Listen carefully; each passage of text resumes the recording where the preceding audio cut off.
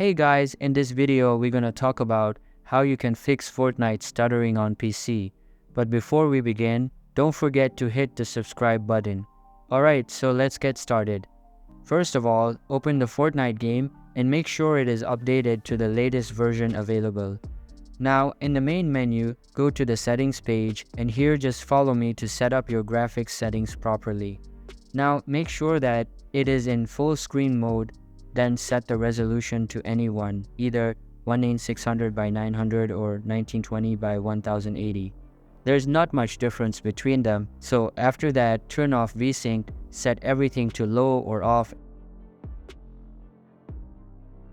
Now close the game, open the search bar and search for Edit Power Plan.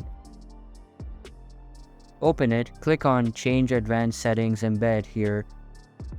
Go to the display section and set its value to the lowest possible. Then go to the processor drop-down and set it to the lowest possible for maximum output. After that, click on OK to save the settings. That's how you can fix Fortnite stuttering on PC. So that's all for today's video. Hope you liked the video. Thanks.